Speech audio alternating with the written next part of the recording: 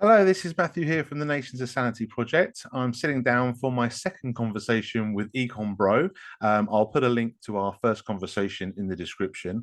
In our first conversation, we spoke a little bit about Econ Bro's journey into libertarianism, and we had a conversation about different aspects of that, inflation, capitalism, all that sort of stuff.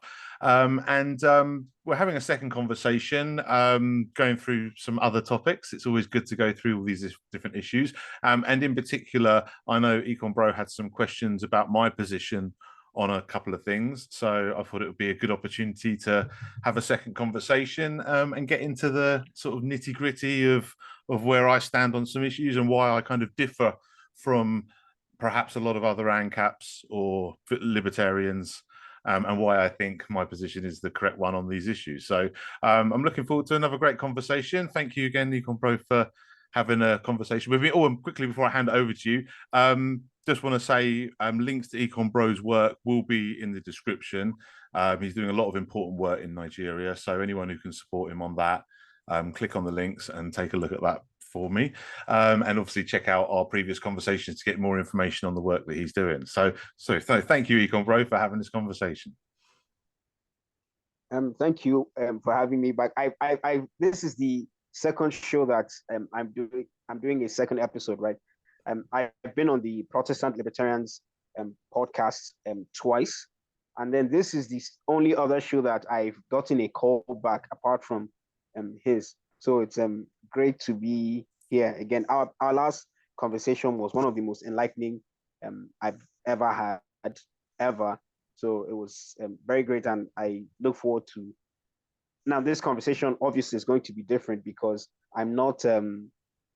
It's not something I'm very well versed in, so I'm more of a student in this conversation. So I don't. It's going to be pretty one-sided, but it's still great to be here regardless. Thank you for having me on again. Yeah, you're welcome, and I appreciate the kind words. I mean, I always like to have, particularly if I have an interesting conversation the first time, but I always think that it's important to have more than one conversation with people because, as interesting as the first conversations often are, and it was with you, I always feel like that provides a good kind of foundation to then go deeper into subjects. And I think if you always have only one conversation with every person, you're only going to go so deep because a lot of it's introductory and kind of building that foundation. And then once you've got that, the other conversations, you can really kind of dive into particular subjects. And one of the things I like to do with this channel is to do that, is to really dive into subjects, scrutinize. I think these conversations is how we as a movement, as a kind of freedom movement, refine our understanding of the principles, and that gives us clarity to the best path, to get to where we want to go. So I think these conversations are really important, and it's often important to have one, two, maybe three, four with the same person, so you can really kind of explore things. So I'm grateful that you're up for these kind of things, and I appreciate you having the humility as well to tackle subjects where you kind of want to hear arguments and learn as well. So I think this is how we move forward. So I appreciate it. Yeah, thank you. So let's get this going.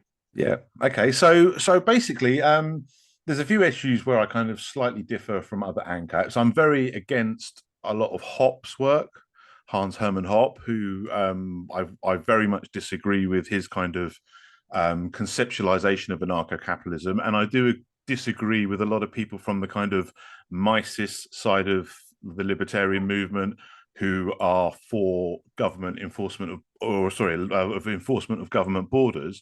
I think that's anti-libertarian. And I also don't think it's the right way to go from a practical sense. So there's a few issues we could kind of touch on. I don't know where you want to go first or what you want to kind of tackle first, but so what triggered this interview we're doing now is you posted a video that you did on Twitter saying Hans Hermann Hoppe was wrong, and you addressed the so I watched the interview, which I found to be very interesting, and in my opinion, you did point out some flaws in Hoppe's argument. So I reached out to you, and I asked you what would be your alternative to what he suggested, and that was why we're doing this. So we could just start from there, you could give a summary of Hoppe's argument, and then you explain the briefly what you said in the video, and then we can get into it. Then I'll throw questions at you. I think let's do it that way, if that's fine with you. Yeah, that works great. So yeah, well, it was kind of there was two parts to it, because one of it was connected to my position on the borders issue, and why I kind of disagree with people like Dave Smith and obviously Hans Hermann Hoppe himself, who kind of have this kind of position where they're obviously for the enforcement of government borders, but they also say that they also argue it from a kind of libertarian perspective, because they say, well, in an ANCAP society, we would be able to have these borders through private property. And one of the big arguments I have is, well, no, we wouldn't, because in an ANCAP society, at least from my understanding of self-ownership, property rights, and the non-aggression principle, is we can all violently enforce the borders of our own rightfully owned private property, but we cannot enforce like a national border or a government border or country border, whatever, however you want to characterize it, because when we're enforcing a border around our property, we are preventing people from accessing our property, and that's perfectly within our rights to do that. They don't have any right to our property. But when we're preventing someone from traveling to one geographical region to another that we don't have any ownership over, then we are violating the non-aggression principle, in my opinion. So that was the kind of main objection with regards to the border issue. But then that also connected to a larger problem that I have with Hoppe's understanding of anarcho-capitalism. And a lot of ANCAPs have this kind of position where they have the motto, privatize everything.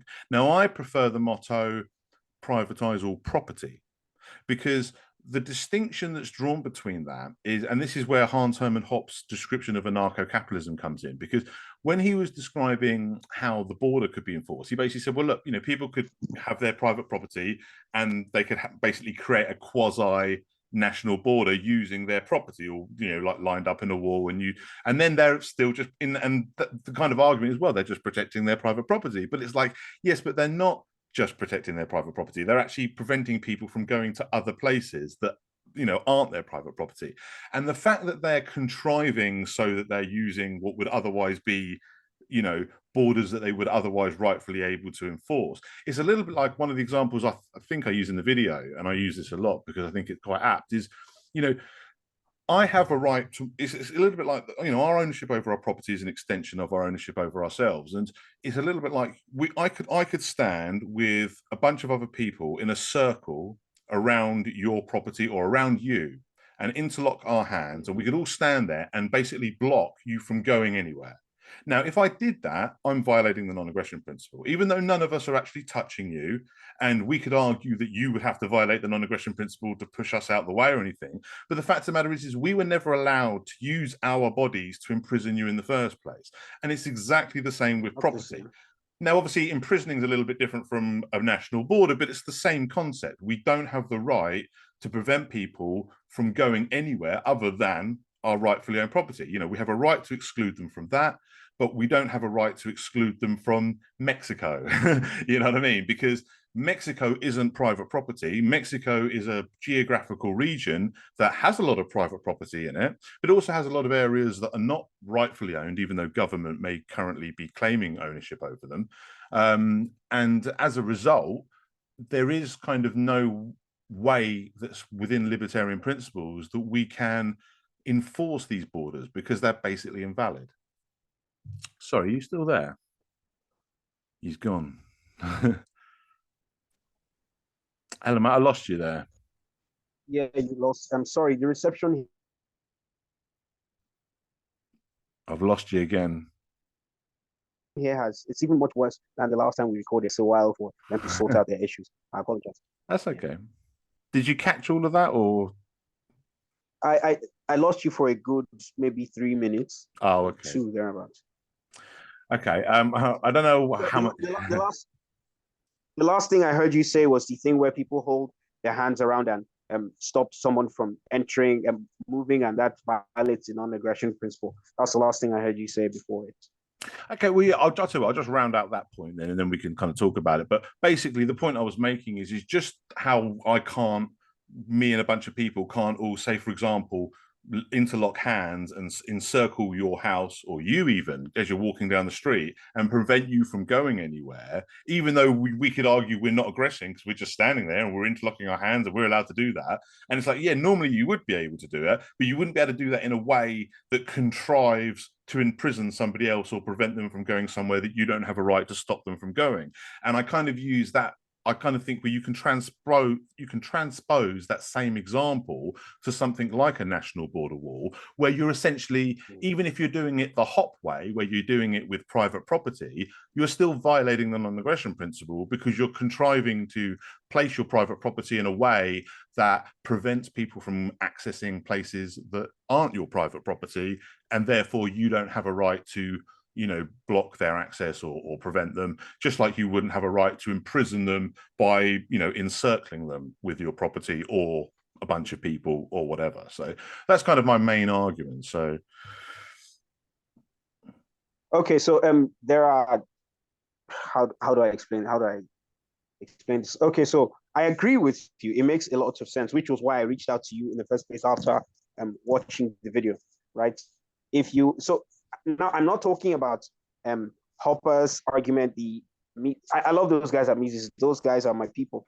And so I'm going to get to why I agree with them that we should have national borders. I will get to that later, right? But my question is, what you're saying makes sense. It's correct.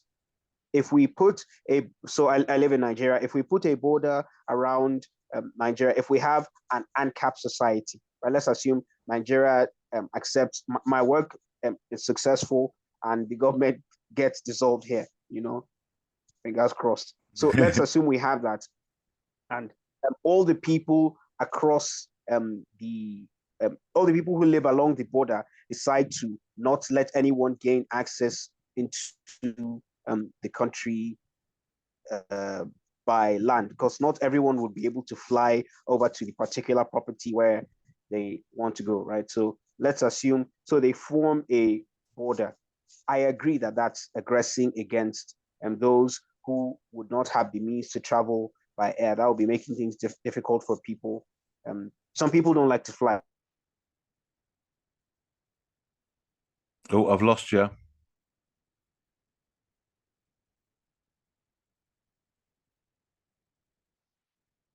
I've lost you again.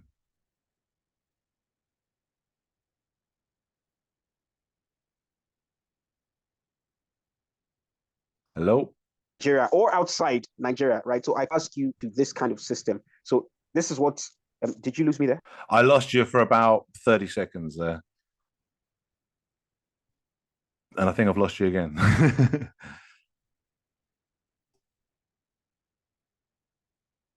Oh, man. I think I got you back. It seems like you lost me for a whole.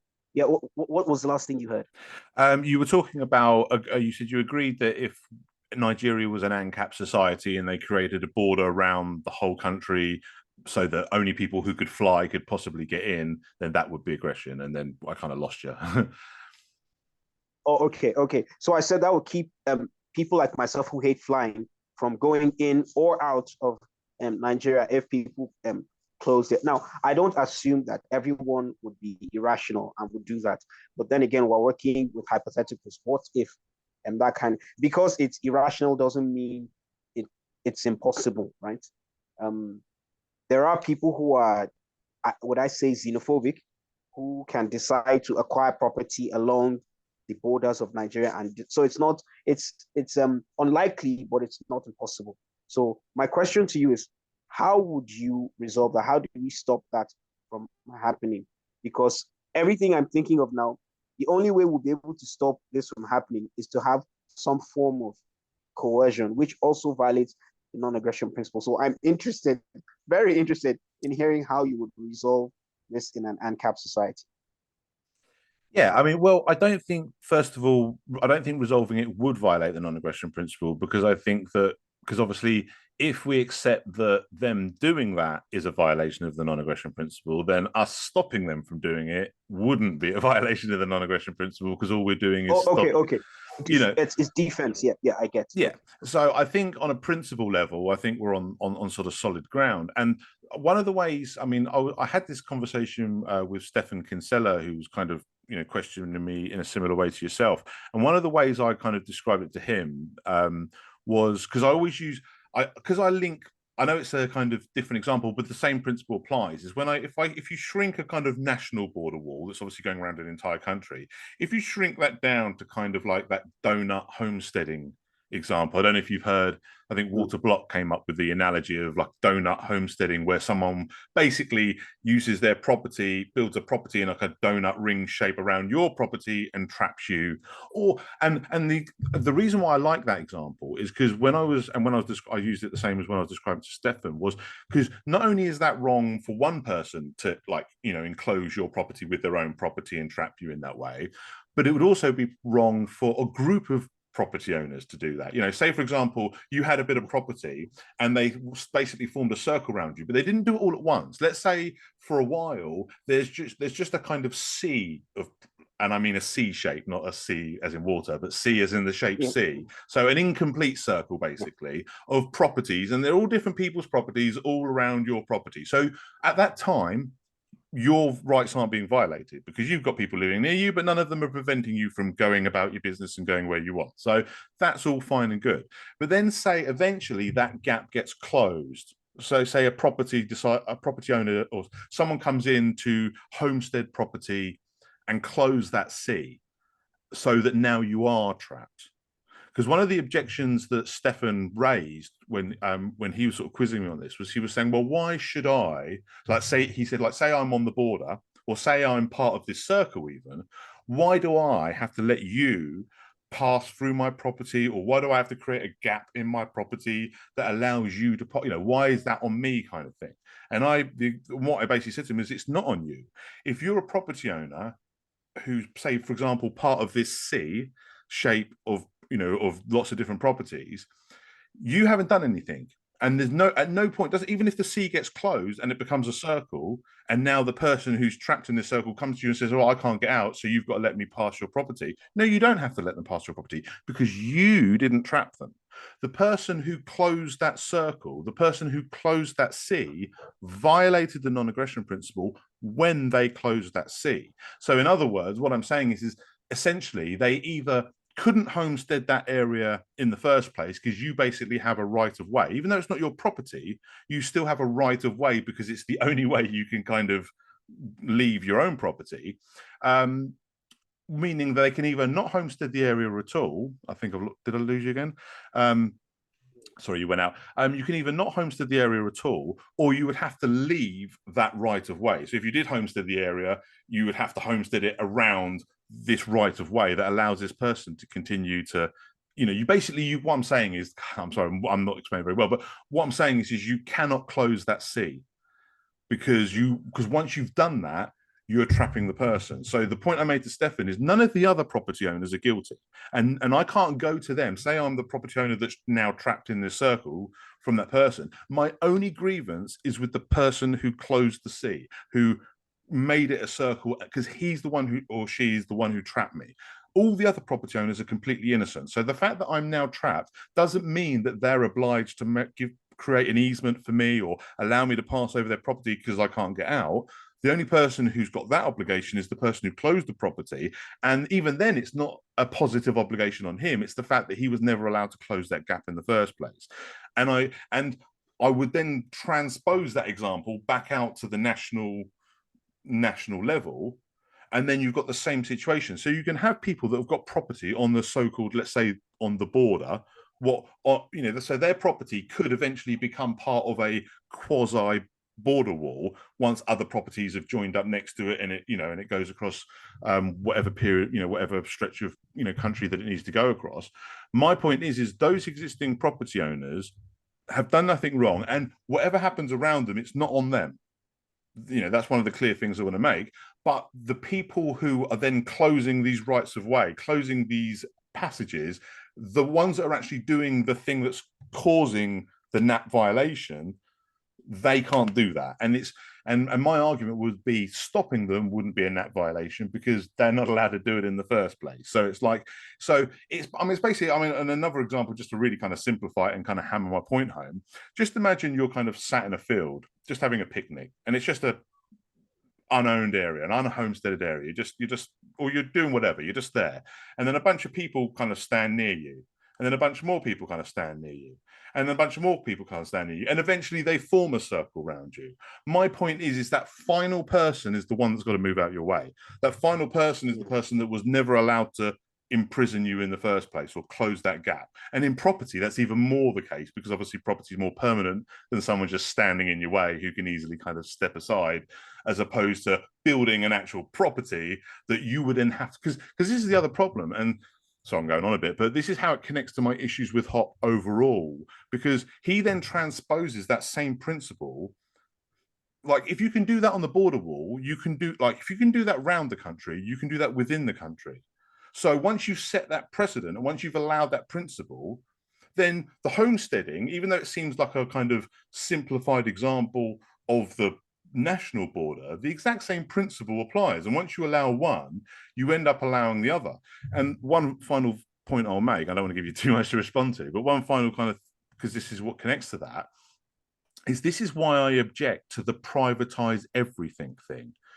Because for me, that's not what ANCAP society should be about. It should be about privatizing all property. But you have to leave some areas that are just not property. They're not property at all. Because the thing is, if you think about it, if you've got some property, if every other inch of land around your property and beyond for the whole of Nigeria, let's say the ANCAP society was done in the Hoppian way in Nigeria, you would not be able, forget about leaving the country, you wouldn't be able to leave your property without possibly trespassing on somebody else's property, which means at the very least they could actually prohibit you, and then which would like imprison you where you are, or they could let you on their property subject to some kind of rules or payment, and then you've got some quasi-state, quasi-fascist situation where this, and the reason why I object to this so strongly, and this is not like a, for me, this isn't a gray area, because for me, the road that leads to is, it might be decentralized, but it's no less fascistic than the worst governments you could have. It would just be a decentralized version of the same centralized nightmare, but even worse, because at least our current states generally recognize rights of way and easements and things like that. You know what I mean? Whereas my objection to the Hoppian version of an ANCAP society is that one twisting of the principle and that one area where they're kind of allowing property rights to violate property rights in the sense of, well, we can build anywhere because we've got property rights allow us to build. And it's like, but you're forgetting that those same property rights also say you can't infringe on others. And so you can't build your house in front of my driveway and block me out from leaving my home, or you can't build a donut around my house, and you can't build a big long border wall style house, and you and your friends can't do it either. Or it doesn't matter if it's one person or it's 1,000 different people. The fact of the matter is they can't contrive to violate our right to go places that they don't have any right to prevent us from going to.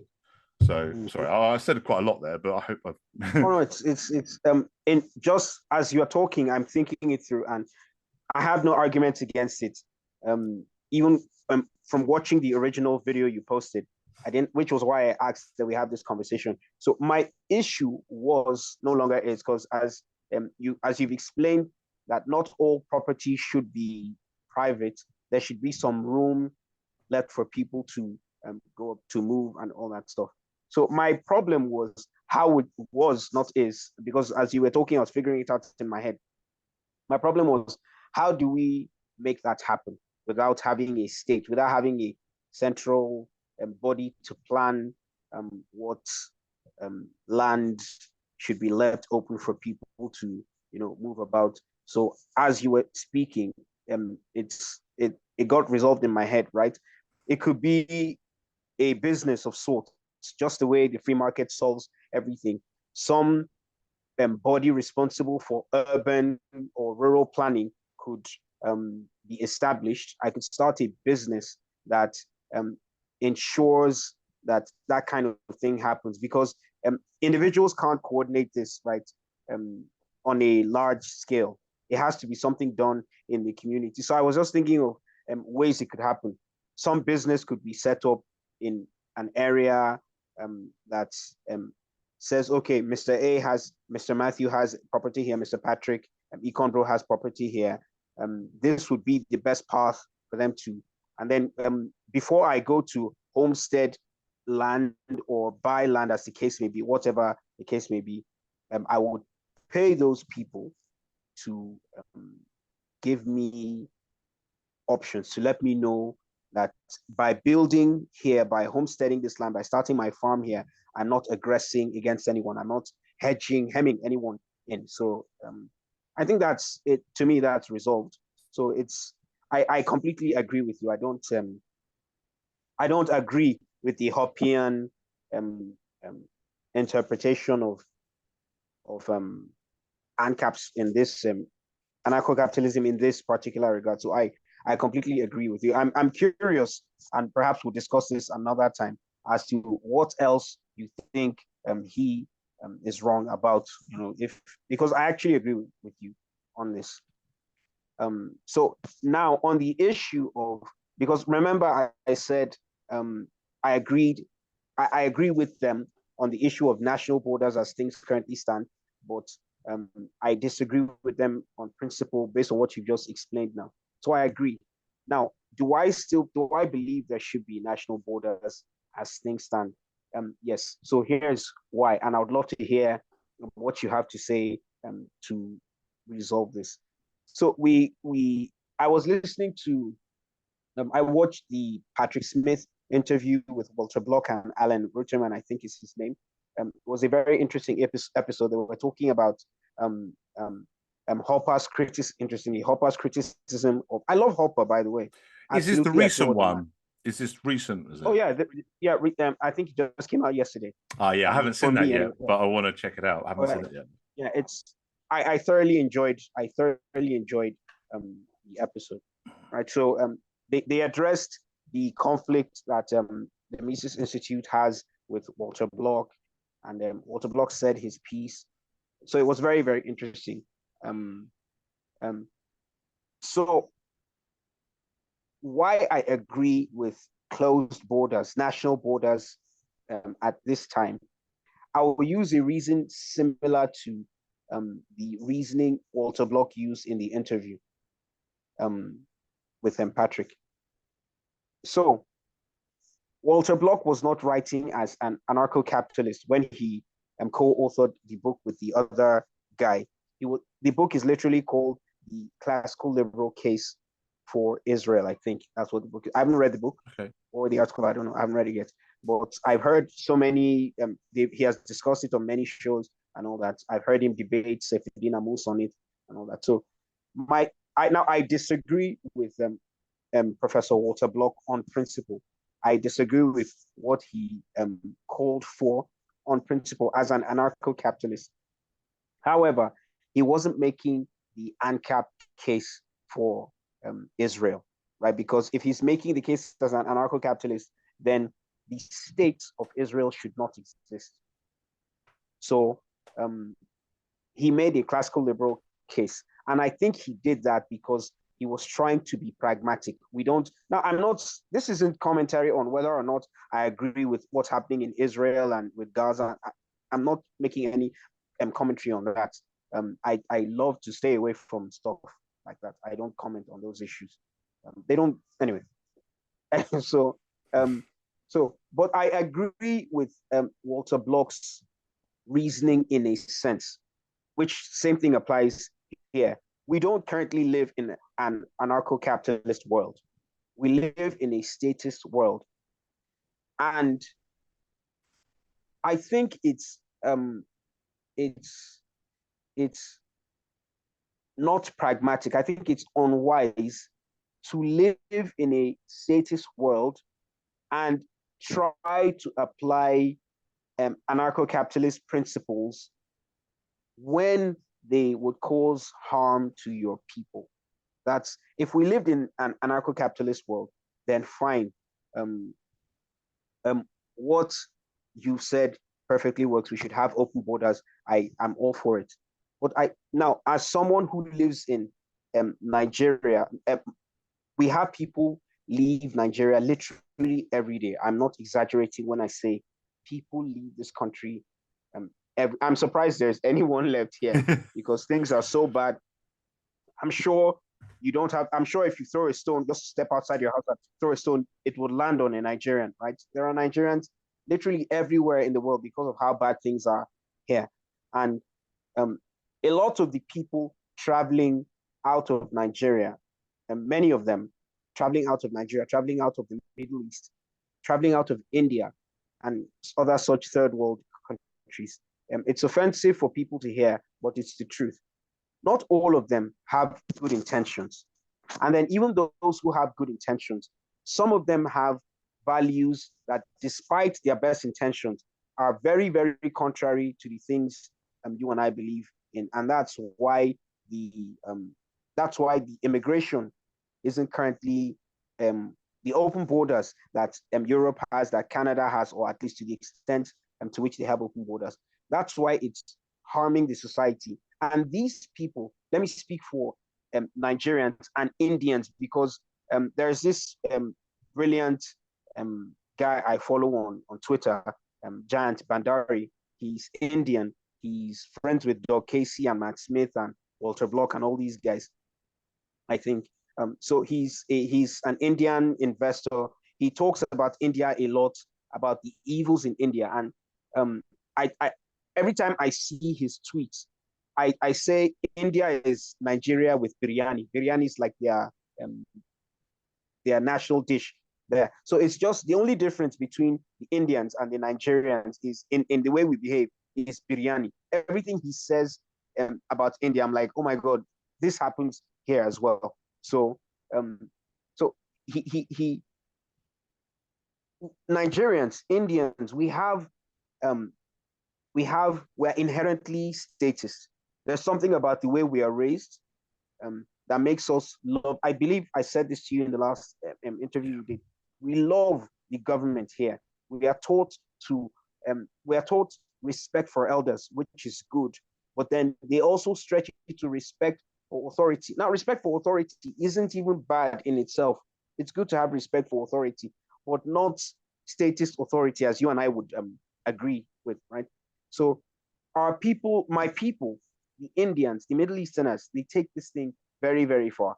And if our goal is to achieve liberty, I think it's very dangerous. I think it's very harmful for people in the West to open their borders to now I say this knowing full well that it could prevent me from fleeing this country if I have to, right? So you can be sure that I'm standing on what I believe to be principle. If people from my part of the world, from the third world, who believe in statism, who have no value for liberty. I mean, if it stopped at not having value for liberty, it wouldn't be perfect. It wouldn't be something I would be okay with, but it's not, that's not the worst. That's not the only thing that we don't want them bringing into our society, right? At the last interview, I spoke about ritual murders, people killing fellow human beings, making human sacrifice. People think differently in this part of the world.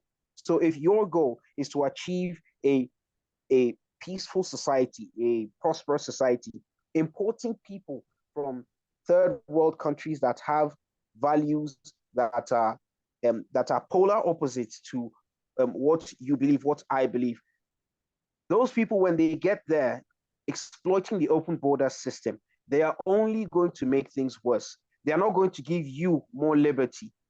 They are only going to make things worse for you when they get there. They are going to vote in politicians who promise them more socialism, more free stuff.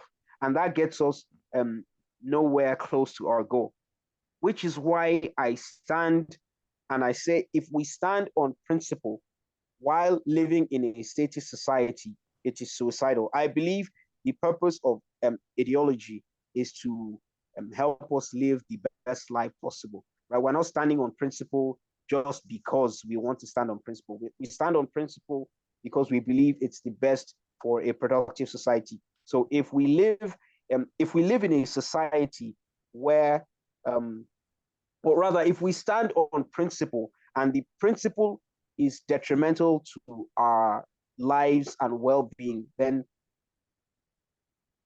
is that principle worthwhile if we're doing that? So that's why I agree. And my people would hate me for this. I believe that someday I might become a more popular figure in the world, in my country, and people will start to watch old videos.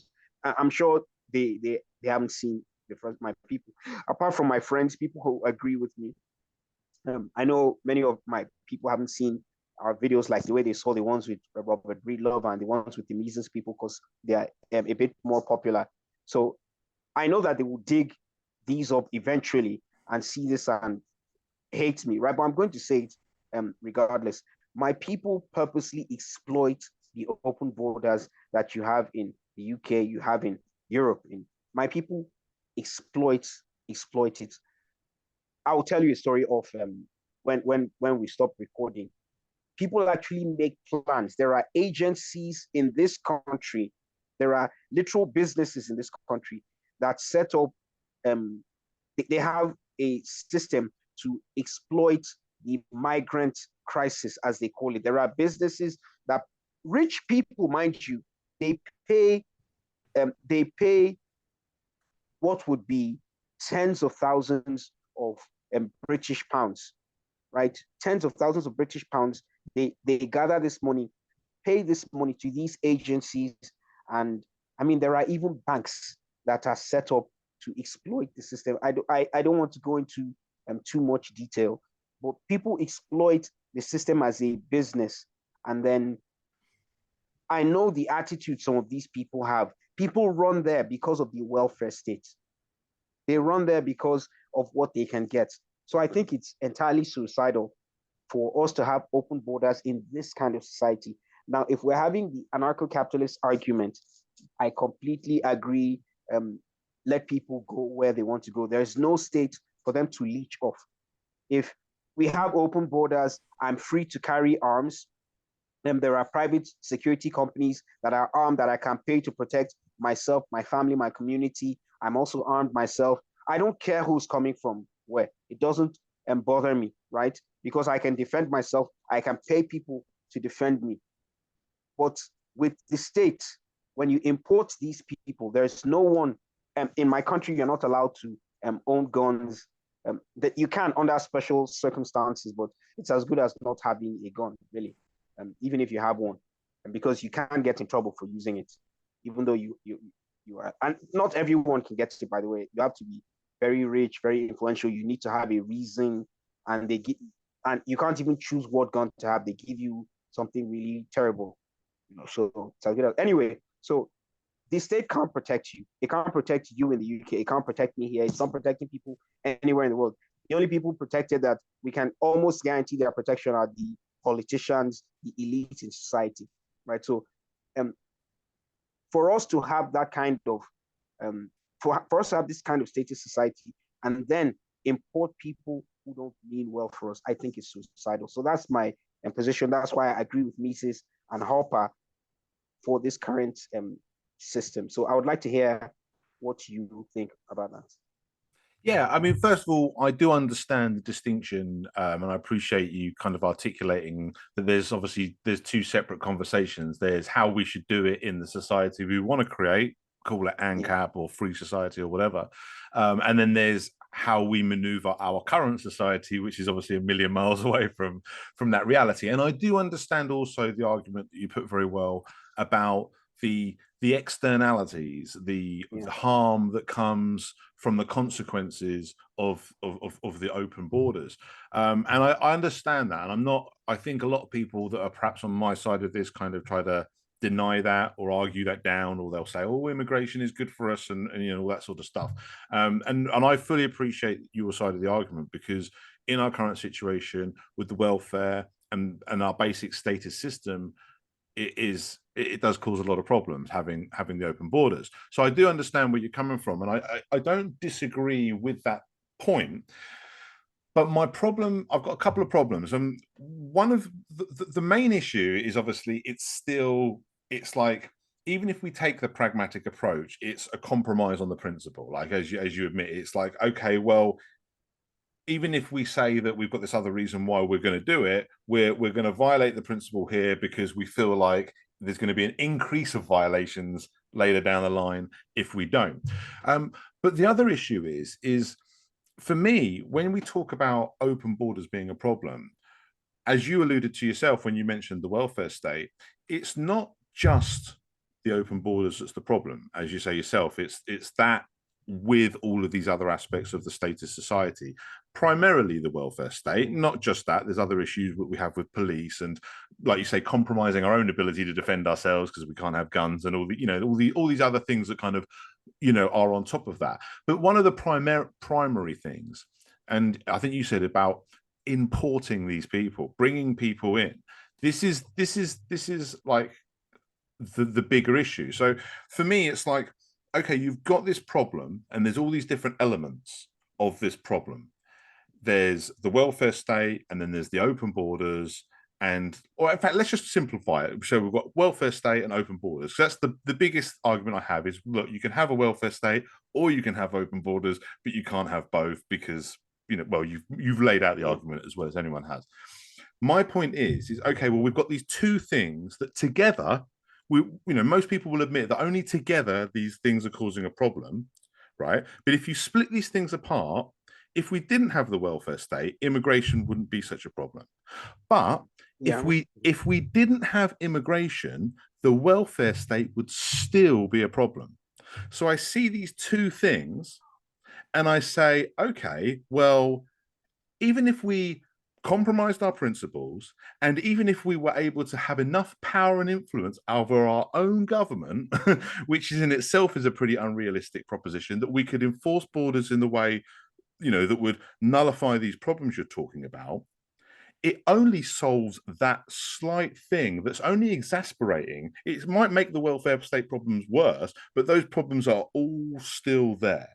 Whereas if we take the opposite approach, we've got both two things, immigration and welfare state. If we ignore the immigration, the open border side of it, but we deal with the welfare state aspect, and it doesn't even need to be getting rid of it entirely. It could just be reforming it so that it's not able to be exploited by people from outside the country that haven't paid into it and all, So I'm not going to the utopia of our final dream of an actual ANCAP society, even just that kind of level of reform, which again is going to require a level of control over our government that's going to be, make it very unlikely. But my argument is it's no more unlikely.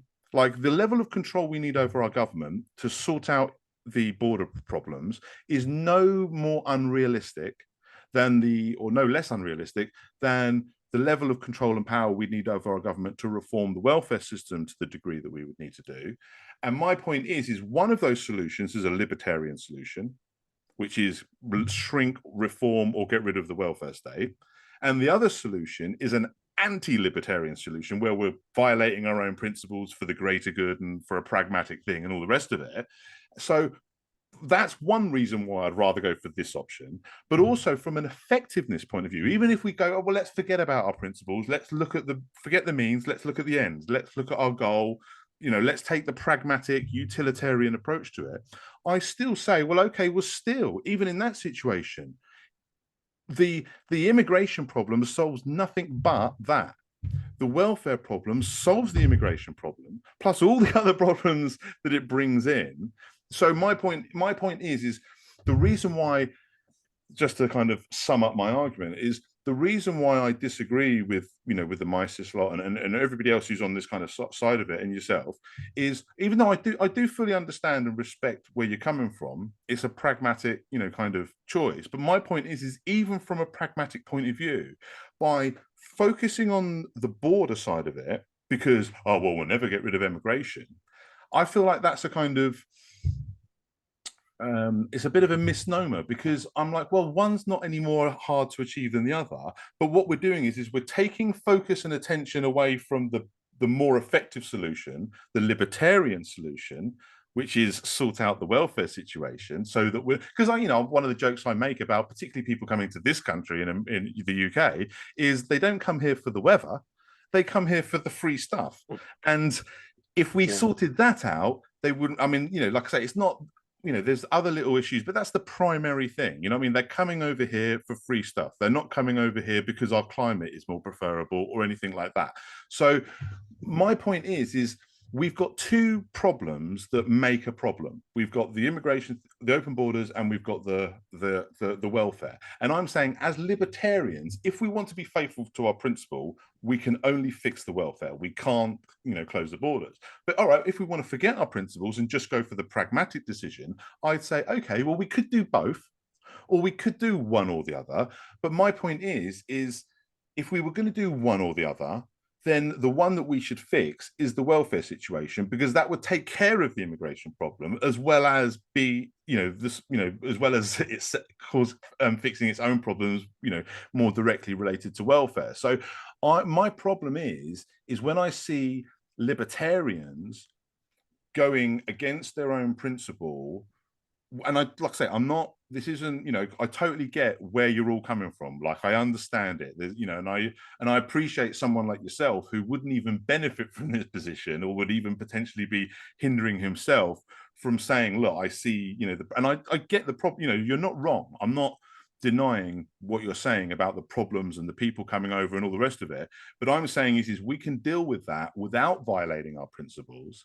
And the solutions that we would pick that are the libertarian solutions, not only do we get to keep our principles nice and clean, which helps our overall integrity of our movement, but it's also the more effective solution.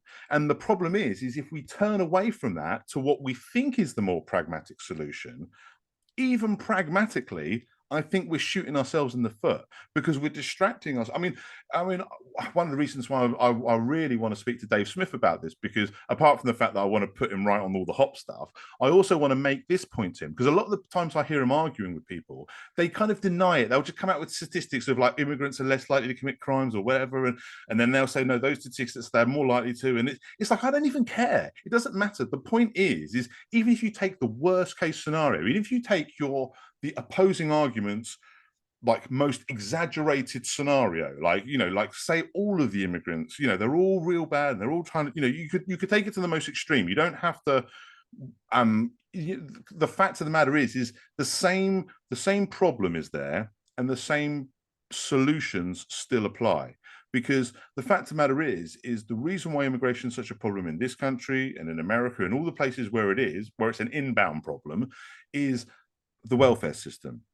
And when my problem is let's put it this way, like with America, if they were going to enforce the border in the way that Trump's talking about, having a border wall, militarizing it and all the rest of it, that would not only is that still not fixing the welfare problem, so you've still got that, but even if they did it to a degree that they're solving the immigration aspects of the welfare problem, like I say, they've still got the welfare problem, but also think of all of the expenditure as well. That's the other thing. It's like it costs money to enforce borders. It doesn't cost money to reform the welfare system. In fact, that saves money because you're reforming it and you're paying less money to people. You know what I mean? So it's like I look at it from all of the aspects, and they're not all equally strong, but I feel like what I'm saying wins in all dimensions. It just wins more. It wins easily on the principle side. It's a little bit harder to see how it wins on the pragmatic side, but I think if you think it through to its logical progression, it does. Because, like I say, there's certain things, and I'm looking forward to hear what you've got to say about this, but there's certain things you could push back on. Like I made the claim, for example, that it's equally hard for us to get enough power and control of our government to sort the border situation as it is to sort our welfare system out and reform that. So, I'm working on the premise that they're equally unrealistic. So it's like, well, we might, it's not like that one's more likely, so we should go for that, or that one's more like, they're both pretty unrealistic. But if we could have that level of control over our government where we can say, no, this is what we want to happen, then reforming the welfare state would solve the immigration problem almost completely and would solve all the other problems associated with welfare. Whereas if we close the borders, it's going to cost us more money because that's got to be enforced. That's more, border enforcement and all the rest of it. We're going against our own principles, but it's also a distraction from the more effective thing, because this is the other thing as well. One of the good things about all the problems that immigration causes, it does highlight the other problems. It highlights, like, the fact that when people show videos of, like, say, and I've seen a few, particularly on Twitter, because that's a hellscape for the worst of human society, but you'll see videos of, like, an immigrant defecating on a shop floor, or shoplifting, or threatening people in the street, or, you know, all these different things. And that's like, this is what we're inviting into our country. You know, that's the kind of horror stories. Just like, well, yeah, but first of all, like I say, they came over here for the free stuff, so that's their incentive. But also, why aren't property rights being enforced? You know, if people came over to a society where we're not giving them all of our money and we're not infringing, and I understand that we don't live in that society, so I understand the pragmatic point. Oh, I think I've lost you again. Have I lost you again? I think I've lost him again. Hello?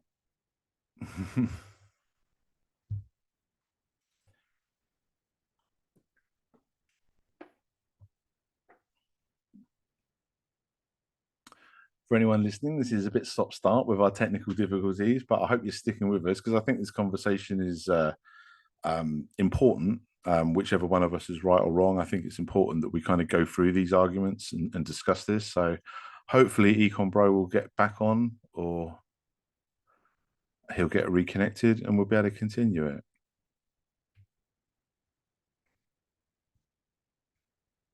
But yeah, but just to sum up my argument to anyone else who's listening, that's my position. Is not only is enforcement of government borders a violation of our libertarian principles, but there is a libertarian solution to the border crisis that's more effective and doesn't violate our principles, and would have a better pragmatic approach. Sorry, a better pragmatic result, with all the other implications and consequences that are attached to it. If we fix immigration, even if we fixed it, it's only fixing that, and all of the other internal problems, we have in our country would remain. And immigration is a problem with or without immigration. Welfare state is a problem with or without immigration. Whereas if we sorted out the welfare state, that would take care of immigration. It would take care of all the other issues that we've got associated with our terrible welfare state, not just the money that it's costing taxpayers to pay into it, but all the ways in which it doesn't even work efficiently for the people that it's supposedly trying to help. So I think, the immigration problem should be a wake-up call to us for larger problems, and it should also help us highlight the more effective and the libertarian solutions, which is the same solutions. The more effective solution is the libertarian solution, is my contention. And I'm not seeing EconBro back yet. Let me just see if I can message him on Twitter. See if he's... Oh, I've got him back again. Maybe... give me a second. Participants. Oh, there he is. He's back again.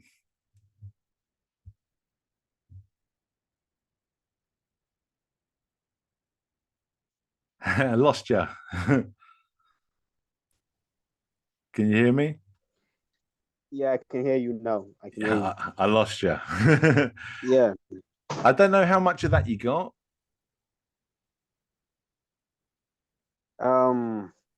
It's been so long that I can't remember the last thing you said. The last thing I remember is, I mean, I got you. I understand the argument you're making. Let me see if I can, restate your argument, right, the way I understand it. So if I get anything wrong, please. And this is it's interesting. It's humbling, because as you were talking, there was a time I was smirking. I was like, I've got him. And then I thought, and then I was thinking, I was like, nah, you don't. So I'm really loving this. So let me see if I get you correctly. Yeah. So there are two problems, right? The welfare state and immigration. And the actual problem is not the immigration, but the welfare state. I agree with that. So instead of fighting the real problem, which is the welfare state, which is what's causing these leeches to come I mean, they're not all leeches. Some people are genuinely looking for, which is why I did this. Our problem is not with the productive people, it's the people who are coming to leech off the system. Anyway, so rather than focus on the actual problem, which is the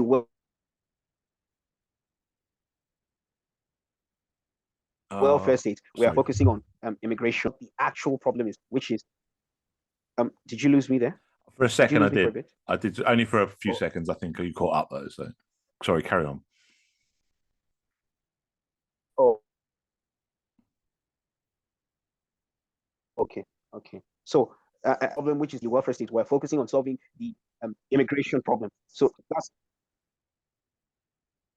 that's the argument you were making. And then when you said, if we think we have the power to stop, if we have so much control over our government as to tell them what to do or what not to do, why not focus on the actual problem, which is the welfare state, right? So if we can't, by the way, this is a black pill, as they call it, for me, because if the Western peoples can't, if they can't get the government to do what they want on immigration, then how would they get them to do what they want in welfare, right? So now this is not an argument you were making, I think. So this is where my question comes in. Since I don't think there's any question. I just answered it in my head. We can't get the government to stop the immigration. We can't get them to stop welfare. So, I mean, what's the point? I guess is what. Well, as I said before we started recording this. Okay, go on. Don't worry, go on. I'll form my thoughts before, and by the time you're done speaking, hopefully. Well, I was just going to say, like, the point for me is people are the arguments I'm hearing from libertarians, which I do understand. They're not stupid or bad arguments. I do understand them, but I think they miss these arguments that I'm obviously laying as my rebuttal. I think they kind of don't seem to consider those because they say, oh well, like I understand, oh, well, yeah, maybe it's a violation of the non-aggression principle to enforce national borders, but if we don't, because of this situation with the welfare state, all of these worse things are going to happen. I totally get that. But my point is like, yeah, but if you've got the power over government to enforce the border, which is unlikely, but you're saying, okay, well, if we could, let's fight for that. Let's put our effort into, rallying people to put pressure on government or however you're going to get it done. My point is, if you're going to do all of that, do it for the actual problem, which is the welfare state, which would solve the immigration problem as well. It would solve both problems. I agree. Whereas if you only focused on the immigration thing, even if you're successful, you're only solving that. And you've still got all the welfare state problems. So it's like, so for me, it's not just the principle, although there is obviously that too. But there's also the pragmatic point of, well, you've got two elements to this problem. One has a libertarian solution, one has an anti-libertarian solution. Okay, you don't care about principles, that's fine. I'm not saying you don't, but I'm saying if you don't care about principles, that's fine. Let's look at it pragmatically. You've got one that's a solution for only itself and one that's a solution for both things. So it's like, okay, but pragmatically, then we should be going for the libertarian option. And then as a final kind of also somewhat pragmatic point, by staying pure to our principles, we're keeping our overall movement stronger.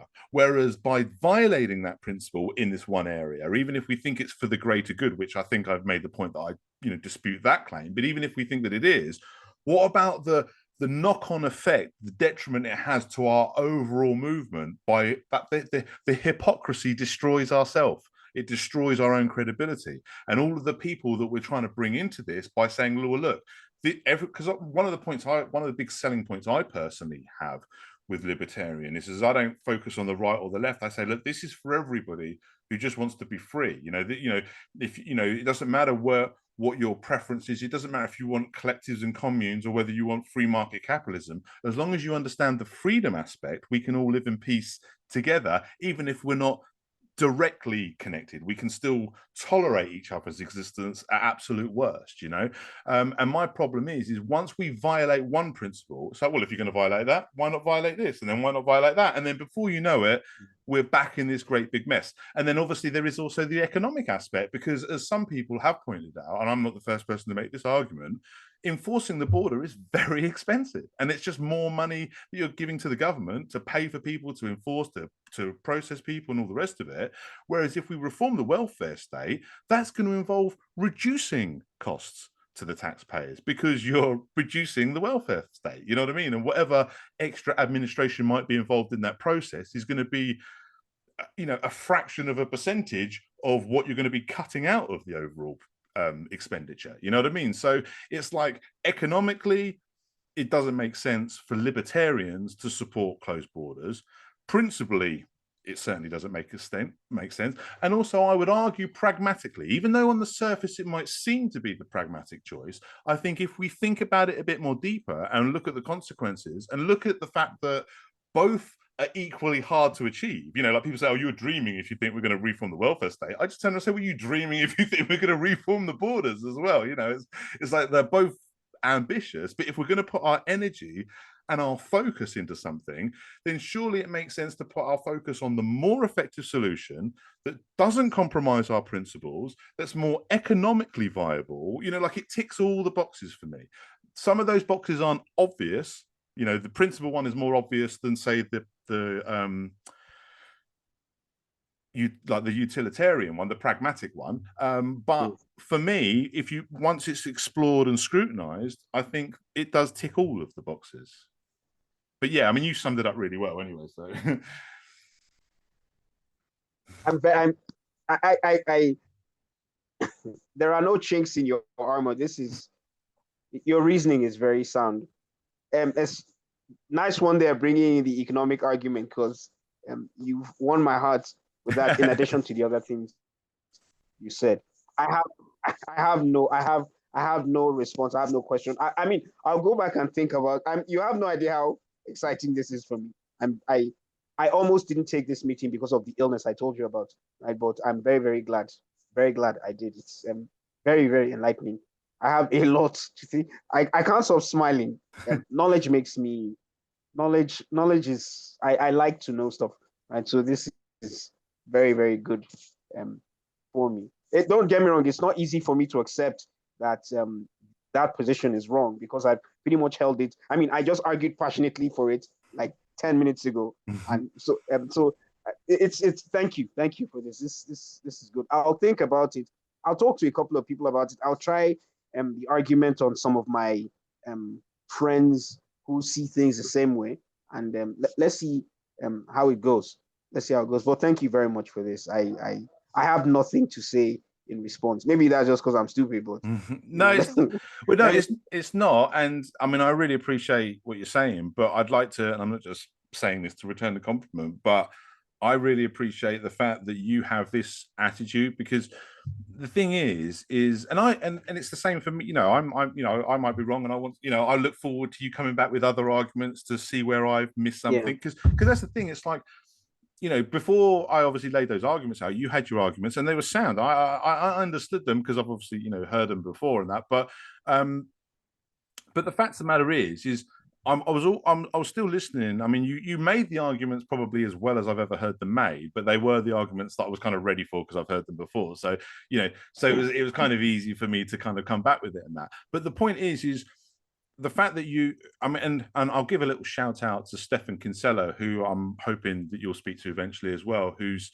he's one of those rare people who's a very well-known intellectual, who's very respected by the kind of, you know, well-known intellectuals, but he's also not an elitist. He's not arrogant, and he will listen. And I had a similar conversation with him about this, where he actually was prepared to listen to my arguments, even though at first he disagreed with it, but he was prepared to listen to the arguments with open to the possibility that there was something to, you know, to consider, you know, and that's what I appreciate from you. And that's something that I want to try to be myself. I don't want to be, or, you know, thinking I know it all, and I want to be open to be challenged. And that's one of the reasons why I love these conversations, because, I think these things are right, but I'm not, I'm not God, and my own understanding has evolved and refined as I've gone through conversations like this and considering the principles. And I think that this is, if we're going to win, and let's face it, we're underdogs in the fight for freedom. The world is government, the world is statist. But if we're going to win, it's through things like this that we're going to win, because it's through getting this extra refinement and extra understanding. Like a lot of people, I think, conversations like this, it's about leaving our egos at the door and just scrutinizing our arguments. I mean, one of the things, sorry, I'm going all over the place, but one of the things I consider conversations like this to be, it's like collective thinking. Like, I've only got one brain. Like, if you've got a computer and you connect it to another computer for the extra CPU and the extra thinking power, if you like, that's how I view conversations. Like, me and you, it's like we're connecting our CPUs so that we can have together, we've got greater thinking power than we have alone. You know what I mean? Like, the arguments that I can present to myself are limited to what my own brain is thinking of, and and all the rest of it. Whereas another person can come at things with angles and perspectives and point of views that I hadn't considered, and vice versa. And I think if we all do this more together, I think we'll polish and refine our understanding of this. And I think this will become a stronger movement, because I think, like, a lot of people say that it's libertarians' rigidness or our refusal to compromise on principles that is our problem. I don't think that's our problem. I think our problem is we compromise too much. And I think our problem is that we don't spend enough time like smoothing out the rough edges. Because the problem is when people get confronted with these ideas, if they're getting conflicting descriptions of what it even means, they're like, well, they can't even agree between themselves.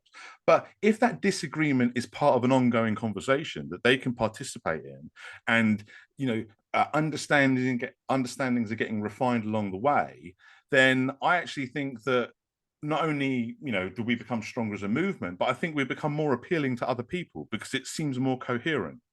You get what I'm saying? So it's a long-winded way of saying thank you for having this conversation with such an open mind. So thank you for helping open my mind. I usually tell people on Twitter, the people I debate against, I always tell them I'm very open to being wrong. I don't mind being wrong. It sucks. Don't get me wrong. It sucks to be wrong. It just means you didn't think things out properly, or you didn't do your homework properly. You didn't have all the information, But at the end of the day, I'm better off when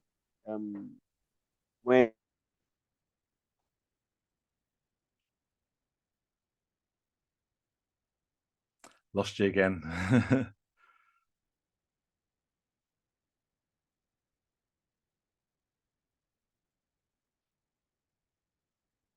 How do I say this? I'm not a convert yet, but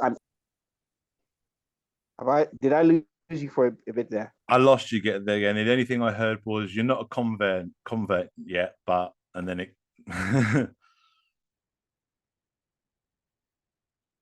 Can you hear me?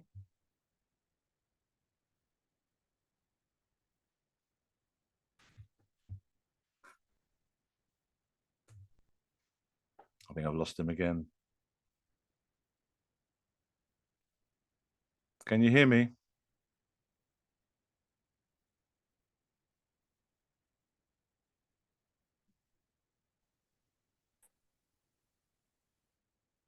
Hello? Well, he's gone. Hello? Yeah, I'm back. What's the last thing you heard? I heard you say, well, you cut out just as you were about to start speaking, and then I heard you say, I'm not a convert yet, but, and then I didn't hear nothing. Oh, yeah, okay. Yeah, I'm saying I'm still going to go back and think it through. Maybe I'll find other arguments. As I said, I'll discuss with a couple of people, but I have no objections to anything you said. Till I go back and do my thinking, I think, let me just say I am a convert, but it's not solidified yet. Let me go and do some reading and questioning and thinking first. So I've thoroughly enjoyed this, and I don't know if you would have me on again, whether it's we're recording this or just a conversation, I would like to know your thoughts on the best way to spread our message. It was something that came to me as you were speaking. The last thing you were talking about, I would like to know what your thoughts are. Maybe that could be an episode on its own or just a conversation later between you and I. Yeah, But this has been very pleasant. Yeah. Yeah, I'd love to have another conversation with you. As I say, I think there's value in diving deeper and deeper, and I'll be, be great to hear, what you've got, after you've let this stew and obviously come back with any arguments that you or anybody else could make as well. Because I crave the scrutiny. I'm like, please tell me how I'm wrong because I'm so certain I'm right, and and I'm happy to be wrong if I am, but I want to, know it and show it and see it. So, so definitely have for me, there's no limit. I look forward to speaking to you as many times as you're willing to. So. Wonderful. You know why I'm interested in knowing the way, what your opinions are on how best to spread the idea, because that's my work, right? So if I'm wrong about, if I'm wrong on these issues, that's how my brain works. If I'm wrong on this issue, what else am I wrong about? So I'm beginning to think, am I using? I mean, I'm seeing some results, but is there a better way to go about my messaging, right? So and I also I listened to Mark Victor. So I watched his episode with Tom Woods in the email. So he sent me his episode with Dr. Tom Woods, and it got me thinking about my messaging. And you did bring it up in the last conversation we had. So I'm questioning is what I'm saying. So thank you for this. We'll talk about that another time, hopefully. About what you think the best way to spread our messages. Thank you. It's been a very, very great pleasure to do this. Hope to do it again soon. Thank you for having me on for the second time. Likewise, I really appreciate it. And I'm happy to have that conversation. I mean, the only thing I'll say in advance is, I'm happy to give my opinions on it, but it's not like I have 3 million followers or anything. So I might not be an expert on that area. I might be right about one thing and not on another. But again, sure. The more we have these conversations, the closer we get to the truth, no matter who's got the better insight at the time. And like I say, I think if anything, one thing I will say is your attitude that you have and your approach and your humility are all good things that can only be positive for what you're doing. So whatever else you're doing, and we'll talk about more detail about what things we could both do different perhaps to help get the message out. But one thing you're definitely doing right, in my opinion, is having conversations like this and having the humility to and the courage to be wrong or or be right or just search it without putting egos aside. So that's great. Look forward to having this conversation again. Thank you everybody who's listening. I know we had some technical difficulties, but I think the quality of the conversation itself was worth sort of getting through that. So thank you everybody, and we'll be speaking again soon.